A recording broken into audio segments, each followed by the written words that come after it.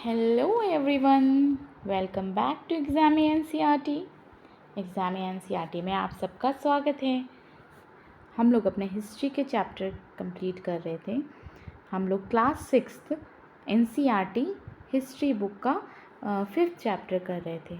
Okay, जिसमें हमारे chapter का नेम है राज्य, राजा और एक प्राचीन गढ़ राज्य, है ना। जैसे कि राजा कैसे बने थे, है ना। पहले के टाइम पे राजा राजा शब्द की शुरुआत कैसे हुई थी, है ना। प्रशासन कैसे बना था, जैसे कि एक धीरे धीरे लोग बसना शुरू हुए। फिर उनको गाइड करने के लिए एक इंसान को चुना गया, सब लोगों ने मिलकर। फिर वो राजा कहलाने लगा। फिर क्या हुआ, फिर वो राजा, वो जितनी जगह में लोग रहा करते थे वहाँ का राजा बन गया वो। फिर वो धीरे धीरे अपनी व्यवस्था बढ़ाने लगा, अपना स्पेस बढ़ाने लगा। फिर वो एक जनपद बन गया, फिर वो जनपद का राजा बन गया। फिर क्या हो गया, वो उसने अपनी शक्तियों को बढ़ाना शुरू कर दिया। फिर वो एक महाजनपद का राजा बन गया ना। महाजनपद, जैसे हम लोग होता है ना, कोई भी चीज़ होती है, कोई भी चीज़ तो हम उसे और भी एक्स्ट्रा ऑर्डिनरी बोलने के लिए बोल देते हैं महा। ये तो महा बेवकूफ़ है ना। जैसे ऐसे कुछ वर्ड बोल देते हैं हम, ये बेवकूफ़ नहीं, ये तो महा बेवकूफ़ है। या फिर ये तो कुछ भी वर्ड हम बना सकते हैं ना। तो हम महा करके ये हम दिखाते हैं कि और भी ज़्यादा शक्तिशाली है, मतलब वो चीज़ और भी ज़्यादा बढ़कर बताई जाती है। तो इसी तरीके से महाजनपद में हमने मगध को पढ़ना शुरू किया था। मगध में हमने इसमें वर्ण पढ़ा था, वर्ण क्या होता है। फिर हमने जनपद पढ़ा था, फिर हमने महाजनपद पढ़ा था। फिर महाजनपद के बाद हमने क्या क्या पढ़ा, हमने पढ़ा कि फिर कर व्यवस्था लागू होने लगी थी।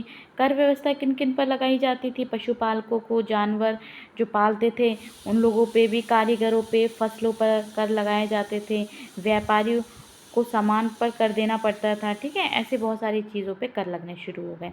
अब कृषि में परिवर्तन होने लगे।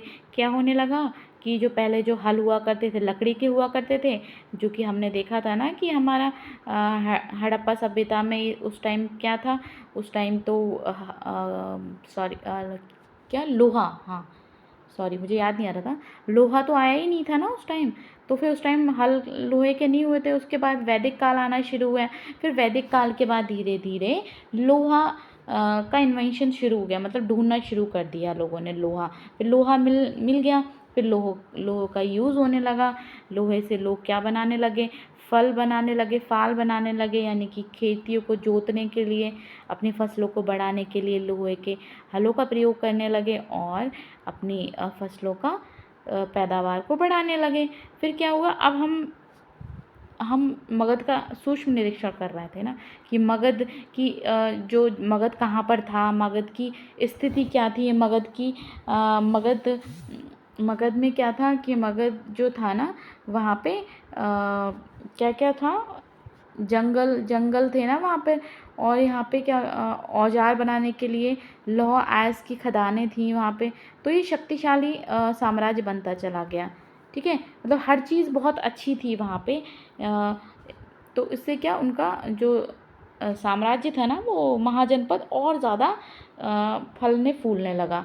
तो उसके जो राजा थे, एक बिंबिसार थे और अजातशत्रु थे, और एक महापद्म नंद भी थे। ठीक है, ये भी एक महत्वपूर्ण शासक थे। तो क्या हुआ था कि यहाँ पे एक मैसेडोनिया का राजा आया था, सिकंदर आ रहा था अपनी विजय प्राप्त करने के बाद। वो हमारे इधर आने की कोशिश कर रहा था भारत में। उसके बाद क्या हुआ, उसकी जो सेना थी उसने मना कर दिया, क्योंकि हमारी जो मगध सेना थी, मगध के जो हमारे राजा थे, उनकी जो व्यवस्थाएं थी बहुत ही ज़्यादा स्ट्रॉन्ग थी।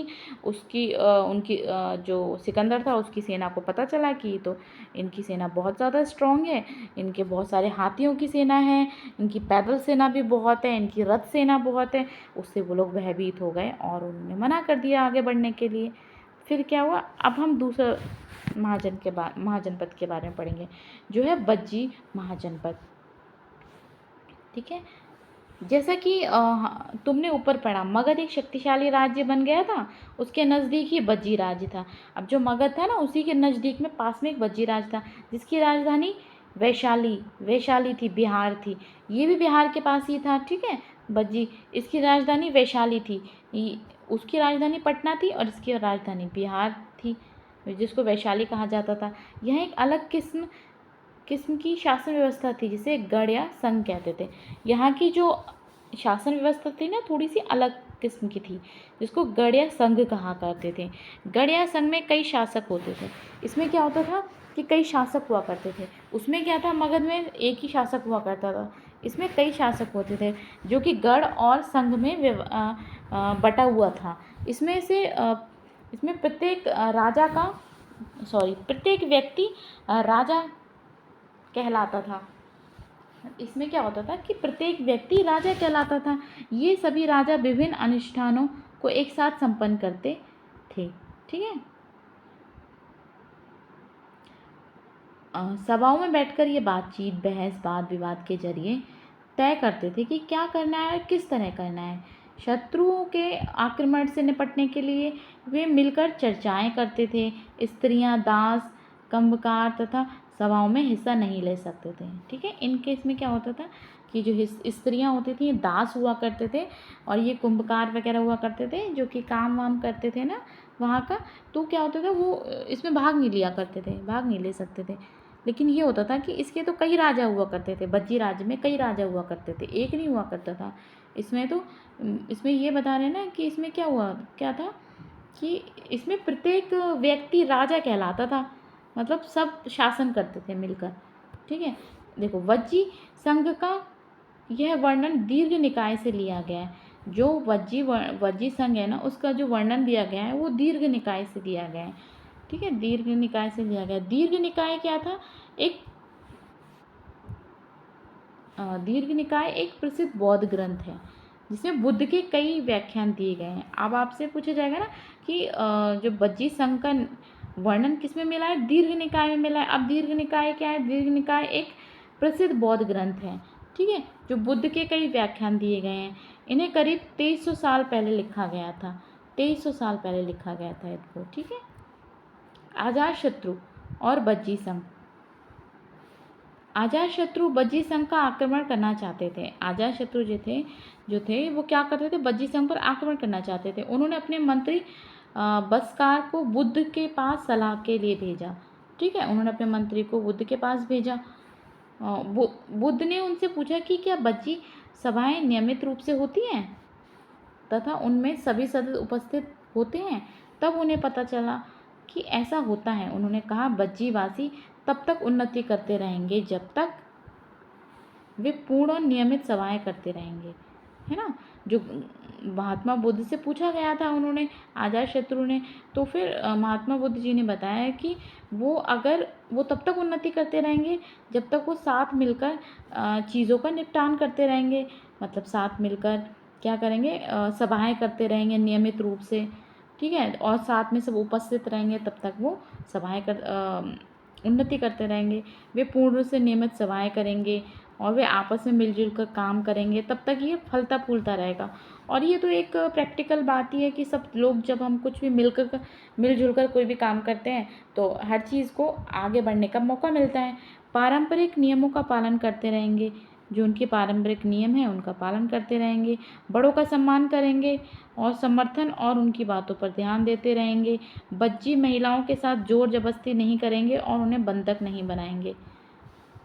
शहरों तथा गांवों में चैत्य का रखरखाव करेंगे। विभिन्न मतावलंबी संतों का सम्मान करेंगे और उनके आने या जाने पर कोई रोक नहीं लगाएंगे। मतलब ये सब करते रहेंगे तो वो हमेशा तरक्की करते रहेंगे। वज्जी संघ अन्य जनपदों से कैसे भिन्न था? ठीक है। देखो, आपने देखा ना कि अन्य संघों से बहुत ही भिन्न था ना, ये डिफरेंट था, क्योंकि यहाँ का तो हर कोई अपना राजा ही था, सब मिलकर किसी भी चीज़ का डिसीजन लेते थे। ठीक है। आज का लोकतंत्र समझ लीजिए, जैसे आज का लोकतंत्र है ना, जैसे कि अभी हमारा जो राजा, हमारे जो प्रशासन हमारे ऊपर करते हैं, वो हम सब उन्हें चुनते हैं ना, उस तरीके से कई शक्तिशाली राजा इन संघों को जीतना चाहते थे। अब कई शक्तिशाली राजा हुआ करते थे, वो चाहते थे कि वो इन संघों को जीत लें। इसके बावजूद उनका राज्य अब से लगभग 1500 साल पहले तक चलता रहा। इसके बावजूद भी उनका जो था ना, वो 1500 साल चलता रहा। इसके बाद गुप्त शासकों ने गण और संघ पर विजय प्राप्त कर उन्हें अपने राज्य में शामिल कर लिया। फिर किसने शामिल किया? गुप्त शासकों ने। गढ़ और संघ पर विजय प्राप्त कर ली। जो गढ़ और संघ था ना, वो अपने विजय प्राप्त करके उन्हें अपने में शामिल कर लिया। अब इसके बारे में हम आगे किस में पढ़ेंगे, अध्याय मतलब चैप्टर 9 में पढ़ेंगे उसके बारे में हम, ठीक है। ओके, हमारा चैप्टर यहाँ फिनिश हो गया है। और ये एक्टिविटीज़ दी हुई है, ये एक्टिविटीज़ मैं अभी इसलिए कराती हूँ कि बहुत ही लंबा चैप्टर हो जाता है। हाँ, आप लोग का इंटरेस्ट ना रहे चैप्टर में या फिर आप बोर होते रहो तो इससे कोई फ़ायदा नहीं है। चैप्टर हमने जितना पढ़ा है आप सारा आप भूल जाओ या फिर बोरिंग फील हो तो क्या फ़ायदा, है ना।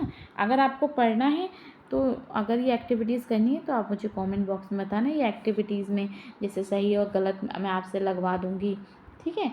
और इसमें जो भी दिया हुआ है ये हम सब कंप्लीट कर लेंगे, ठीक है। तो आपको जो भी चाहिए वो आप मुझे कमेंट बॉक्स में बताइए। तब तक आप लोग पढ़ते रहिए। और ये हमारा चैप्टर फिनिश हो गया है। नेक्स्ट चैप्टर हमारा 6th चैप्टर स्टार्ट होगा, ठीक है। ठीक है, तब तक आप रिवीजन करते रहिए और इन वीडियोस को दोबारा देखकर आप अपना रिवीजन कर लीजिए, ठीक है। और अगर वीडियोस आपको पसंद आ रही है हमारी तो आप लोग थोड़ा लाइक कीजिए, ओके। और अपने फ्रेंड्स से शेयर कीजिए क्योंकि आपके फ्रेंड्स भी 6th क्लास में होंगे ना, तो आप लोग साथ में मिलकर चीज़ों को समझिए कि क्या है, ठीक है। और अगर उनको कुछ समझना है या आपको कुछ समझना है तो आप कमेंट बॉक्स में मुझे अपना क्वेश्चन छोड़ सकते हैं, ओके। चलिए, तो ठीक है, हम लोग नेक्स्ट वीडियो में मिलते हैं। Okay, thank you.